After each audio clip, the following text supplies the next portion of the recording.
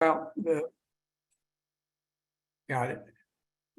We had a discussion about how to move forward on this in a more positive way that we might get some reaction. And what we decided is, again, the issue with it being the firms that would be impacted by this, they have a significant lobbying backing.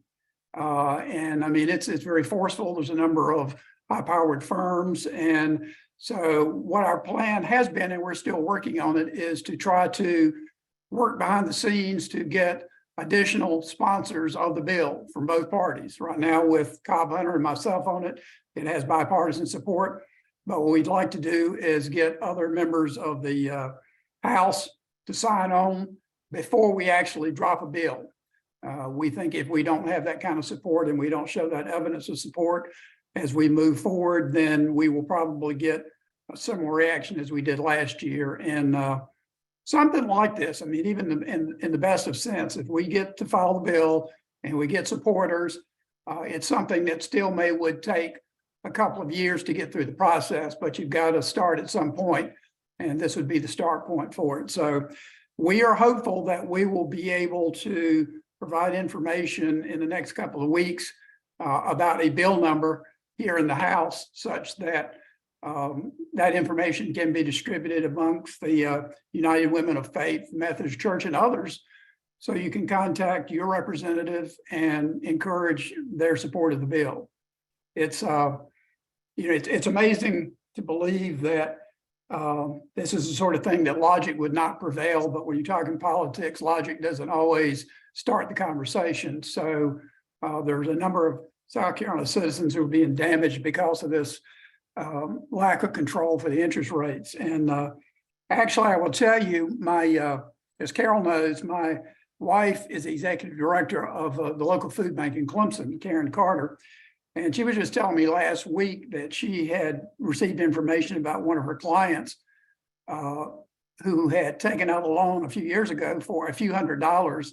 And that loan is now somewhere in excess of $7,000. So, it just continues to be demonstrated how awful the situation is, how immediate the need is for something. And Representative Cobb Hunter and I hope to be able to push this thing forward. So we're trying to use last year's experience to learn so we can, again, get some kind of positive reaction to it. So that's where we are.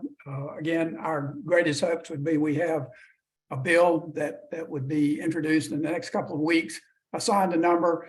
More than likely, it would be assigned again to the Labor and Commerce Committee, which, interesting side note, I am now a member of that committee. I was appointed to that committee this year. So that doesn't mean that I will have great sway or influence, but it does mean I'm at the table, and I would obviously be asked to provide my input and my insight regarding the bill. So I wish we had something more definitive. We are working towards, trying to get some sort of resolution to this thing, and we're pretty committed to make sure that we can get some kind of relief, whatever that relief is. So let me, that's what I have. If there's some questions, I'd be glad to address them.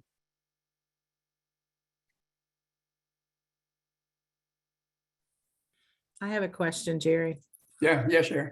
Would there be anything in the bill that would help the people who already have huge bills to repay? Probably not. I don't know how you could how you could word it such that it would provide fairness. And also that would just also create an additional obstacle for trying to get the bill passed. Certainly. They started looking backwards in terms of losing funds, because they're going to be losing funds anyway. And I'm talking about the companies. My read on that it would be near impossible to try to cover that. I know. I wish there was some recourse for those people. That's just, there's no way you can repay that, Yeah, it's really disheartening to learn of those things. And I know, as you know, Sherry, with the clients that Karen has, yeah. I mean, the fact that they are a client of Clemson Community Care already tells you they don't have the ability to be paying 700% on a loan. I mean, that's not what their life's about. They're struggling every day. And the reason that they took out the loan in the first place was because of their circumstances. And it's heartbreaking, some of these circumstances. And then they take out another loan because they have to repay this one, and then Yeah. that one goes up, and it just keeps. It gets to be a snowballing. cycle. It gets to be a real cycle. So it's there is these companies have a lot of influence because of the money that they make. So we have to tread lightly in terms of how we move forward if we want to have some positive reaction to this. Jerry, if we write this, our congressman, how would you phrase this subject with our congressman? Would you call it a payday lenders, et cetera, et cetera? How would you say it? If you use the term predatory lending, that anyone in the legislature, anyone in Congress knows what you're talking about. So that is a common and well-used term to reference these high interest loans. So yeah, I would suggest you use that term. And what's the best way to get a hold of them? Now, who are you talking? You talking about congressmen, or are you talking about Yes. representatives? Well, whoever we need to contact. Well, at the moment, in terms of South Carolina, you don't need to contact anyone because we don't need Have a bill yet. Yeah, we don't need to alert any more people in terms of lobbyists as to what we're doing. Yeah. The fact that this is going in the background. So that's why I made the comment that hopefully in a few weeks, we will have a bill number. And when we have a bill number, we would ask you to contact your representative. You can look up South Carolina legislature. There's a very, it's a great website there. It shows you members for your House and Senate. You pull them up. It's got every district. It's got their pictures. You click on it. It's got their cell phone numbers, home phone numbers, more information sometimes that I would want to offer, but it's there. So you would have the opportunity to contact them and express your views, which again, I hope we get this bill going. Everyone will do so. Gary, to contact them, the best way to do that is by phone. Is that correct? Probably not. I would say, Oh, really? yeah, I would probably say email or text. And the reason I say that it's difficult because of our schedules. I mean, we were in session today. I got out at 3:30. I had a couple of phone calls to return. Then I had 2 receptions to go to. Got the call tonight, and I have to log off at 7:30 because I'm having dinner with the town council of the city of Clemson. So, I mean, to catch us by phone, more than likely, you're going to have to leave a voicemail message. So I would rather get the email or text so I can see what your concern is. I mean, you can give me your phone number, I'll call you back. But, our schedules are pretty full these days. So I would suggest email or text. And again, everybody's email address, everybody has a SCCUWF account that is listed on the website. I know their office phones are listed, and in most cases, cell phone numbers are listed as well. So that would be what I'd recommend to be the most effective. When we started this, they encouraged us to contact by telephone. That's why I asked that. Well, Carol, I probably would have initially thought the same thing if I were not in my position and my experience being what it is. It's just it's really hard sometimes. At one of the receptions tonight, I received 3 different phone calls, and I couldn't answer the calls because I'm at a reception. I had to let them go to the voicemail, and I hadn't had a chance to check them yet. So I just, secondarily, that's probably good, but I would start out with a email and then maybe a text. Okay. There is a question in the text, in the chat. Is 36% the rate for military families?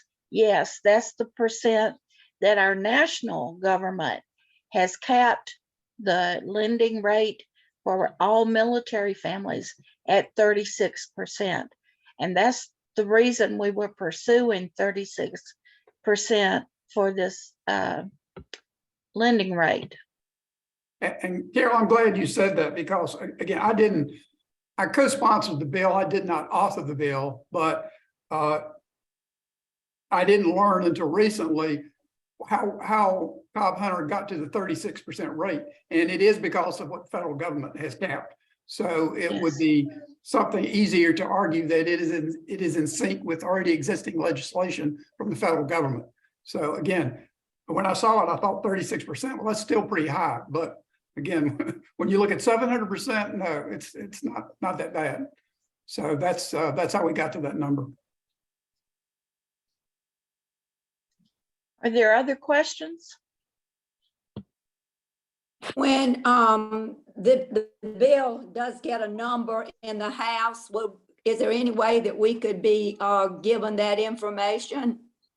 Yes, ma'am. I intend to, as Carol mentioned, I'm significantly involved in my church, Clemson United Methodist Church. I just came off a tour of chair of the church council. I'm now the assistant chair, I think. Anyway, I was there last night.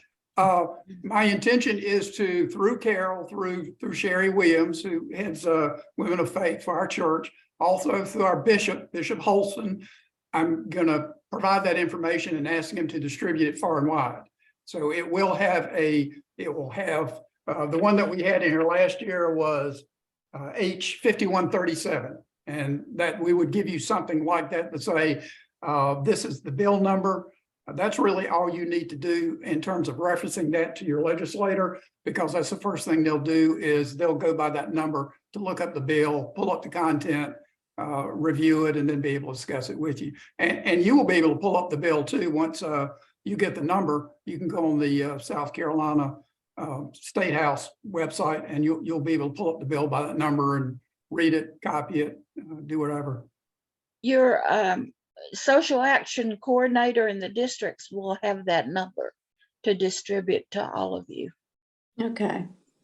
Yeah, well, we're gonna put it out to a number of bodies. Hopefully, I mean, the more the better in terms of people who share this concern and who are willing to contact our legislators. So yeah, we'll get it to as many groups and organizations as we can, and I think there are a lot. I think once we get a bill, there are a lot of groups who will be more than willing to be advocates for passage, and so I'm not concerned about that. It's got to get past the lobbies. Got to get past the lobbyists. We got to get it in there, get a few sponsors. But you're right, it will still be a battle royal. But again, it's one of those things that just has common sense and logic is on this side, and you know, we just would hope we'd be able to prevail to people's compassion and logic. That would be my hopes. Logic. Yeah, I know. I have to smile when I say that. We're talking government here. You're talking politics, and logic and politics don't go hand in hand. Yeah. One thing I've done for the Anderson district is to create a one-page list of all the representatives and the senators and their contact information. So that from this list, you have it all for your district. You might ask your social action coordinator in your district to do the same for each of your districts. Yeah, and I see Patricia Armstrong has posted that you can find your representative at scstatehouse.gov. And Yes. if you go on that site, you can find all the information you need about all of us. You can find what bills that every representative has introduced, if they've sponsored a bill, co-sponsored a bill. You can look up the bills. You can look up the history. You can track it as it goes through committee and before it hits the floor. So, I mean, I would encourage you at some point in time, and we're not only for this bill, but I mean, other things. I mean, you can pull that up, and it's helpful when you, particularly my constituents, when they look at this stuff and call and tell me what they're thinking, rather than me trying to guess what they want me to do. There's a lot of things that we're involved in. We're getting ready to get in some serious debate on some social issues, and I'm trying to get feedback from my constituents about what they want me to do so I don't have to guess about it. So they'll welcome this input that we're trying to provide. Well, I can certainly tell you I will. I mean, there's a few probably here. I mean, they have a particular direction they're going to go irrespective of what their constituents would believe. But, you know, they have to stand for election just like I do. If they don't vote the way their constituents want them to, then they probably won't serve very long in the House. But that kind of feedback and information is extremely good. It's extremely valuable. It gives weight to an argument when you're having to debate or try to represent a position when we're debating something on the House floor. So yeah, I don't think anybody's going to begrudge any constituent for sending them information, for expressing an opinion in whatever way it may would be. That's that's what we're supposed to be down here for, is to make sure that we cover your interest.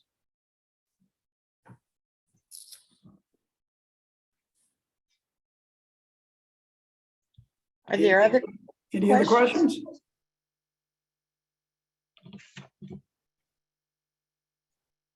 Well, we certainly appreciate you co-sponsoring the bill, and we're all, just waiting on pins and needles for that to happen so we can start bombarding. Yeah, well, there are some things that are easy to do. This to me is a very easy position to take and be an advocate for. Mhm. So it's not an issue for me, and I just hope. I mean, there's an awful lot of good people down here who want to do the right thing, and sometimes it's hard to do the right thing. I mean, it's just the process. So we will fight this long and hard as we need to, and I will make sure that I contact you, Sherry, and also Carol, and we will distribute that information, and we will make sure that it is communicated to United Women of Faith, as well as other groups within United Methodist Church and beyond, because we do need we need feedback, reaction, we need support to help us make this thing happen. Yeah, that's Thank great. you. We have a question from a raised hand from Kathy Ford. Yes, ma'am. Thank you, Rhonda. I did put it in the chat, it got missed, but thank you for being here with us. And can you give us information or comments about, is South Carolina one of the few states that does not have this type of legislation? Can you educate us on the other states in America, how they handle this? I really don't have great information about that. In talking with Cobb Hunter, my sense is most southern states, unfortunately, have the same issue. I think there are some states that have been proactive in terms of trying to limit this, but I think generally within our area in the Southeast, it's prevalent in terms of these companies. I think they flourish. Obviously, they're making tons of money, and we got to do something about it. So I'm sorry I don't have more information, but it's something that I do know in the surrounding states. It is a problem as well.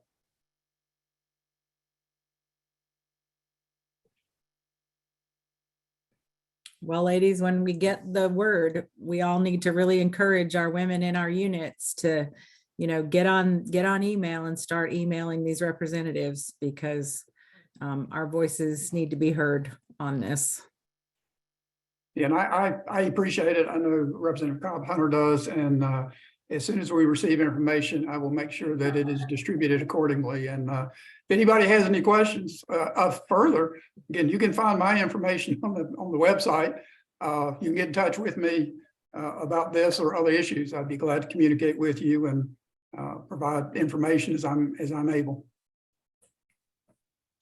Thank you very much for being with us and giving us your time and your expertise tonight, Jerry.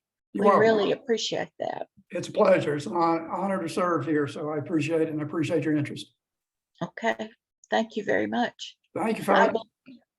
I believe Patricia Armstrong has some other questions, and Jerry, if you would like to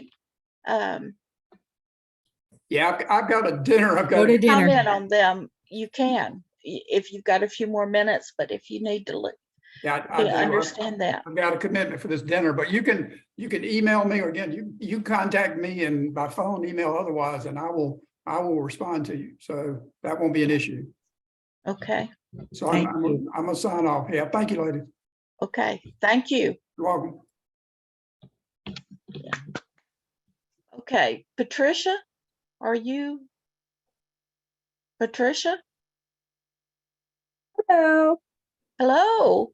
Hope You have everyone- some other questions for us to consider, I believe. Yes, there was some other things that I would like for us to consider. Good evening to everyone. And again, Representative Jerry, not sure if you're still there or not, but just want to echo what others have said. Really appreciate you taking the time to be with us this evening and appreciate the work that you're doing. So a couple of things I wanted us to think about, because we know that we're trying to make policy changes. And as he says, that takes time. But there are things, the practical things that we can do as individuals and also collectively as women interested in this particular topic. Wanted to see, first of all, if anyone have had an experience, you or someone you know have had an experience in terms of predatory lending. And if you wouldn't mind sharing that experience with us. And I cannot see if hands are up. This is Wanda, and I reside in Myrtle Beach. My family lives in the Florence Andrews, in like Andrews, South Carolina area. And one of the things that I have seen a lot in Williamsburg County and in the Lower Georgetown County area is that the way folks actually put their car titles up to get money. They get loans like that. And then they can't later on make those payments to get that car title back. And so you see a lot of those. And again, like Jerry said, those are the folks who can least afford it, but who goes into those kind of businesses to try and get a loan, putting that title up. And then before they know it, they end up losing their property. So you see that a lot. Yes. And I also know that happening to a number of people as well. Anyone else? They really don't have anywhere else to go, do they? You know, No. they can't get a loan at a bank, you know, they don't have the collateral or the credit history or whatever to get a conventional type of loan. And they're kind of stuck with this terrible option, which sounds good at the time. You know? It's a quick fix and a long, you can't get out of it then. When my daughter was in college, a new college student, the credit card companies would set up tables on the campus and offer them t-shirts and coupons and all kinds of incentives to sign up for new credit cards. And she could get credit cards out the wazoo just by signing up for them. Well, she did get into trouble with the credit card. And there were so many fees attached that a few dollars that she had charged to the credit card, under $100, turned into $800. And so we had some experience with that. And I thought that had been taken care of for our college students, and maybe with our credit cards they have been, but their tuition loans, they sell tuition loans from one company to another, and they increase the percentage, and they can really increase for students over a long, over years, and it will take years. If they ever get them paid back, it takes years, and they wind up owing so much more than their tuition actually was. So that's not completed either. There's just a lot of unjust things happening to people around lending. There's a lot of predatory lending in a lot of different ways still going on. You're so right, Carol, in a lot of different ways. And we probably don't think about the situation with this.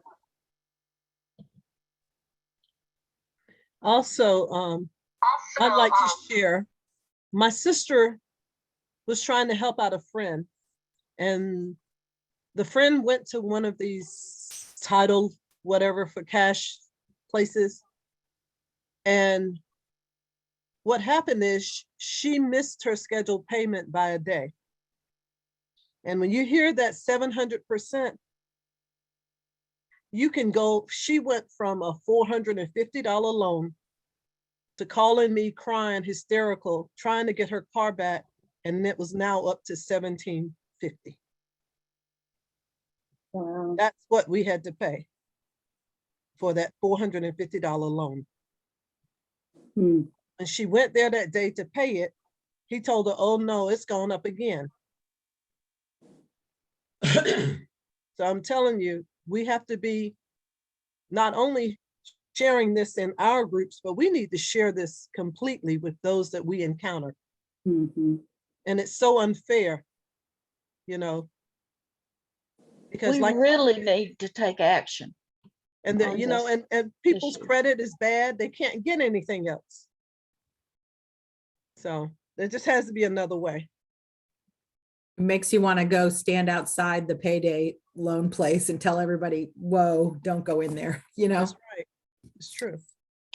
That reminds me, that triggers a thought. How can we begin to educate people?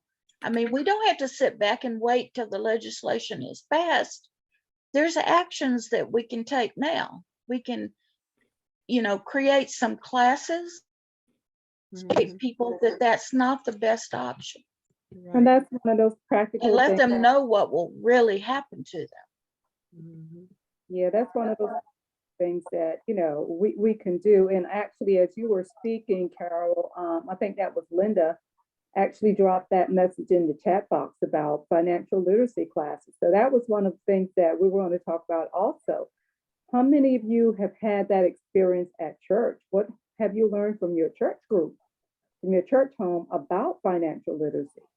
I know we talk about tithing, and some leaders have a more in-depth view of tithing and how all that comes about. Not everyone shares the same philosophy, but your own experience from where you are now, or maybe someplace that you have been previously, was there any discussion in your church, your faith community, about financial literacy? I had a thought about the people that get into trouble.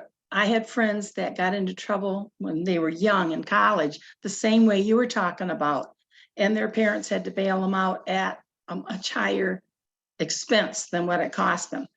And this happened a number of times to people. So the young people are more clueless than us older people because they haven't seen this. Is there any way to educate young people, even through youth programs in the church? You could start there, but high school should have that. And maybe there should be something about financial literacy in youth groups in our own churches that we can bring up to the council and see if they would do something. Maybe a good project for United Women in Faith to host that. This is Catherine from King Street, St. Michael. Our United Women in Faith had a retreat a couple years ago. And this is what one of the classes was about. And we invited the community, and we had we invited whoever wanted to come. Mostly women came, and we had different workshops. And that was one of the workshops that we had, explaining about borrowing money mostly. And we invited some of the people that worked at banks to explain about the interest rates and borrowing money. And that really worked well. And they were so interested and didn't know a lot of the stuff. And and I believe they've asked for us to do it again, but we have not scheduled it since COVID came in. But we do have a retreat scheduled for this year. Perhaps we'll put that back in it again. Thank you. There's some other comments in the chat box that I would like to share, and certainly would like to hear from others as well. So one comment here from Carol Lynn Jenkins says, develop a model in one church and spread to other churches. Okay. Linda Eckenbaugh commented, fortunately, most of us have family resources and many of our neighbors have no viable resources. Laura King, I always thought finance should be taught in public schools. And perhaps United Women in Faith could produce a course on financial literacy. All things that we are talking have been said. Great, great suggestions. Any other thoughts? Any other sharing? I see a hand raised by Sarah Woods, and then I also saw another hand, but it went back down, but Sarah Woods. Okay, sorry, we missed the other hand, but Sarah? Yes, I just want to say that they do offer a course in high school called Personal Finance. And if you can encourage students from school to take that course, because unless they're majoring in business management or administration, they kind of stay away from that course. But that personal finance does help them with training. And I would also like to add that at my church, we had a session and on finance. And what was really important was that he emphasized insurance in addition to other things such as charge cards and home mortgages. And he talked to the younger people about insurance and to pay very close attention to what they do with the insurance. So I thought it was very good. And he has that workshop available. And so I'm in Bennettsville, South Carolina. Thank you. Thank you. Carolyn Jenkins, if you would like to speak. Yes, thank you. I had my hand up and I took it down because you actually mentioned my comment. And I'm also from Bennettsville at Smyrna United Methodist Church. I'm thinking that it would be really a great idea if all of these ideas that are being shared were compiled, and it could be a first start toward actually developing a course or developing a workshop, and let it be one that you can be, it will be easy enough to duplicate it, and what spins off from it could be, you know, simply up to the given church. Or, and I also want to say that we could also share information to the schools, in the schools, and we're not necessarily just limited to our churches. And I think the talk is outstanding, but I want to know, what are we going to do? Will we be able to go ahead and pull together some kind of roadmap to help address the problem of lack of education as it relates to financial literacy? It's a great question that you just posed. Great question. As well as all these suggestions that we've had come in as well. Someone says that my church, Kathy Royce, my church has offered the Dave Ramsey Financial Peace University several times. Parents have both their youth. So it was, you're saying that it was both for both parents and youth, Kathy?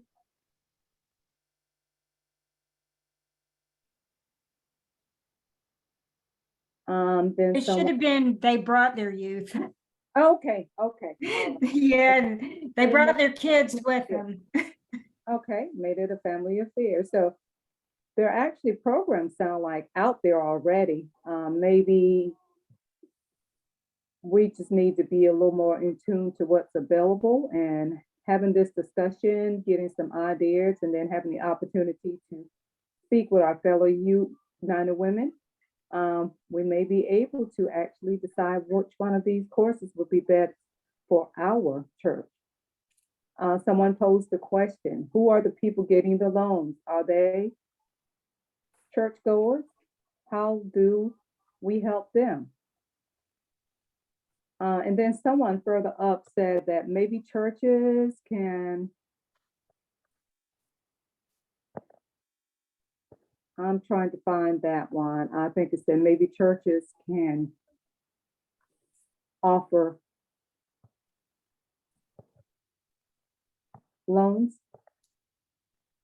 And I know Saw that one too. and there are some some churches that have Short-term loans.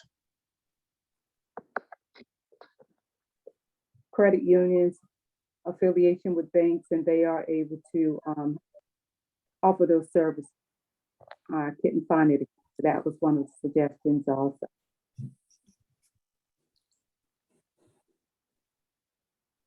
Andrea, I am assuming people who service these places are desperate. So how do we give them immediate assistance to eradicate their need? And Kathy said this could be a connectional ministry topic of focus within districts. A lot of great suggestions. Jerry mentioned his wife was the director of a community care food bank. She does more than just food bank.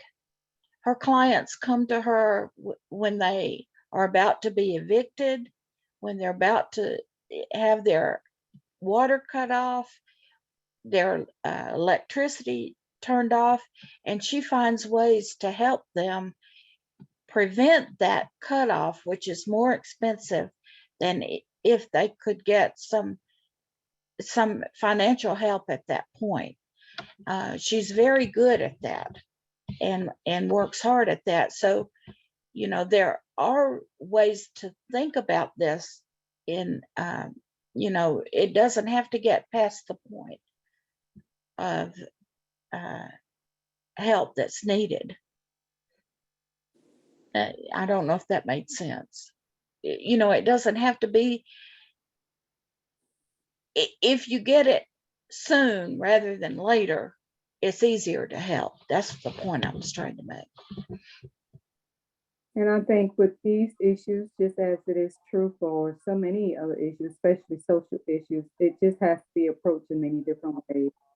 I think at the earliest age, teaching children about money and being responsible, being good stewards over your resources. And then again, that education continuing as they grow up, not only in the home, but in the schools and churches.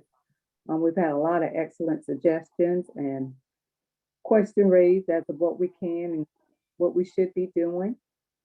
So it would be good to hear from you all over the next few months, any action that has actually been taken either through United Women in Faith, your United Women in Faith, your church as a group district project, or even your church itself.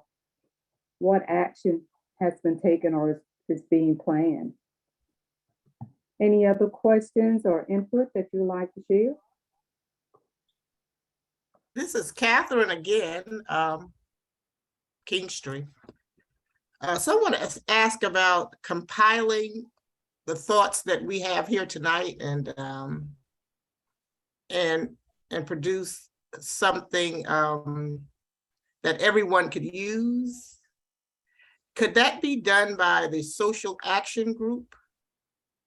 That's a question. The social action group, and once it's compiled, we could use it in our different areas. That's just a question, a thought that came to mind. So one, can we get this transcript, all this information that's being shared? I know, of course, Yes. this is being recorded, so we can have the recording, but if we can get the transcript, then we can certainly compile and share that information. We can. Thank you. Something that I've just been thinking about, you know, all of these ideas are really good and they will help solve the problem.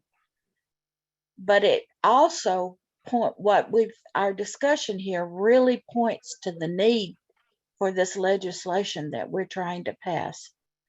That's what will really give us strength in doing the right thing, having the companies do the right thing. I don't think all of our education will keep the financial companies in line, but it's the legislation that we need. So we've really got to work hard with our legislators to get them to pass this bill. It's really, really needed. And I think sometimes it's hard to get our women to you know, to do this. We talked about maybe having a day or a Saturday morning or something where we all came together, you know, at the church, and we said, here's a script, you know, everybody bring your laptops and let's all email, you know, let's blast it out there. Because I think people sitting at home are like, yeah, I'm going to watch this show instead of doing that. You know, it's sometimes hard to get a lot of people behind doing that. But that's what we really need to try to do, is get our groups behind us for this. That's a great idea. Well, one of many A- things. I think earlier there was a question that was asked, who take out the loans? Is those that can't afford. And that's what they're looking for, the vulnerable ones. And that's how, you know, their business grows, because they know there are so many people out there that need. And they know that they may be the only one that they can turn to. So maybe we need to come up with an idea of some way as a whole that they don't have, that we should be the one that they can turn to, not the lenders.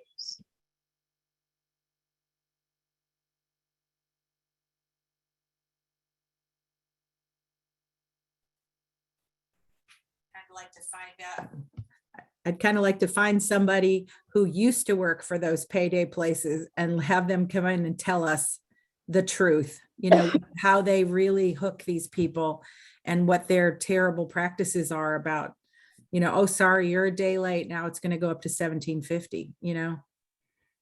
Well, I think it's easy to hook some, especially those who are young. They have great commercials. I don't know if you all have heard some of these commercials. You know, where did you get that $750? You mean this $750? Yeah. I got my car back with whatever that is. That jingle goes in my head. And I got my title back with title backs. That's what it is. So they have great commercials. So when you're young and you're really not thinking too far in advance, you're thinking about here and now what you would like to have. Because a lot of things is things that we would like to have. And you have people who have good careers and who have good paying jobs who get caught up into the cycle. So it's not only those who are maybe living in poverty. Certainly that's the biggest group I would think that gets preyed upon, but you have other people who have good jobs and they get caught up in this cycle, and it becomes a vicious cycle. Yeah. Linda Eichenbaum just made a great point. She said the location of the businesses is important to note, that they're right in the middle of the areas where the people need it the most, need help most. Mm-hmm. And I think it would be good to remember that these people, they come on strong, they hook you, but they are not your friends. Their object is to make money. They don't care about you as a person, but they want to make you think they are. And they make their money when they really stick it to the customer with those 700% loans and double it. And unfortunately, folks find out too late that they aren't your friends and it's going to be easy. It's a harsh lesson. But when you're desperate, you're gonna do whatever means you have to do. I know. To erase your problem and satisfy their immediate need. I wonder if there's any statistics out there about how many are like single moms. You know, well, I think each one of us in our own districts can do our own research as it relates to how many of those kind of places we have in our areas and do some of that data. I mean, as it reflects on your district. Just a thought. You know, some cities have been banning, they can only have so many of these lending facilities in one strip. And I think our city in Easley has done something like that, trying to limit the amount of these lenders, which is a good thing, I think. But still, there's an awful lot on 123. The political contributions that you mentioned, I'm sure, are huge. you Well, know. Or maybe we can do, a social action group. If nothing else, we can take an assessment exactly how many of these groups we have in South Carolina and break them down by districts. I mean, that's Well, action. while we're talking about the social action group, I think that's a good place for it to start. One thing I want to say is that we don't have very many social action coordinators in our churches, in our conference. We really need to fill those positions to have people working on these issues. I think in our district, we had 3 at our district training, 3 from 3 churches. Maybe Kathy, you could address that. You know more about the office positions. I mean, this is kind of tangential in a way, but we would have more people to work on it if we had people to step forward and take those positions. So if you have a burning in your heart about some of these issues, that would be a good thing for you to do.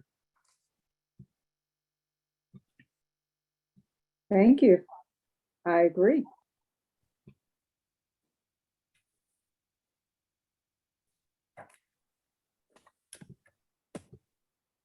So, thank you all for the conversation, for sharing the ideas that have been presented, the experiences and stories that have been presented. Most of all, the passion for wanting to make a difference in the lives of those with these predatory lending, and knowing that together, it will take time, but if we work together, if we're diligent in what we're doing, and what I do may be different than what you do, but if we're taking steps toward addressing this issue, I know we will be able to make an impact. Maybe not as quickly and maybe not as profoundly as we would like, but if we help to change the life of one person, one family, then we have made an impact, and hopefully that will start the ball rolling. It will be a snowball effect. So I thank you all for all that you have shared. I have a question about the 25th that I thought was supposed to be about climate, and it's now food insecurity. Is that? That's correct. It's food insecurity. Okay. It is. What happened to the climate? Well, we were able to get the food insecurity, and the climate did not come through the way that we needed it to. Got it. Okay. Very good. Thank you. You're welcome.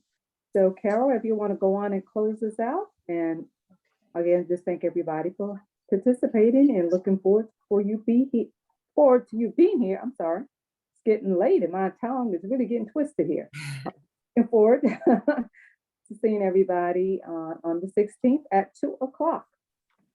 I want to express thank you to everybody as well. I think the ideas are wonderful, and I think the suggestions are great, and I look forward to seeing what good work comes out of this. Thank you. Let's pray together. Can I ask one more thing, Carol? I wasn't able to get on the first one because it was during work. How do we get to watch the first one that I missed? Well, Patricia shared with me earlier today by phone that unfortunately that one was not recorded. Oh, no. So it won't be available. So those of you that missed it, me too, and we're looking forward to seeing it on YouTube. And that's where we find them after February, I think, is on YouTube. I'll let you know when they're up, but the first one won't be. But the first one won't be available. Okay. All right. No. Thanks. Okay. Please, let's bow our heads in prayer. Dear Father, thank you for the people on this call. Thank you for their hearts of love and care toward their fellow man. Please help us all to continue to improve and take care of one another, and to improve our lending system, to work hard for that.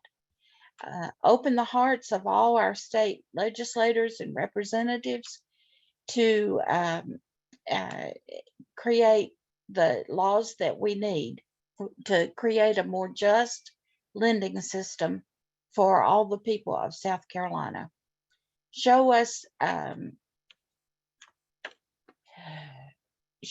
to educate our young children so that they may be more financially secure. May we each look to you for guidance in making our decisions. And thank you for loving us. We love you. Amen. Amen. Thank you. Thank you, and thank you for coming. Hope to see you. Thank you all. Okay, good night. Good night. Good night. Good night. Good night. Night.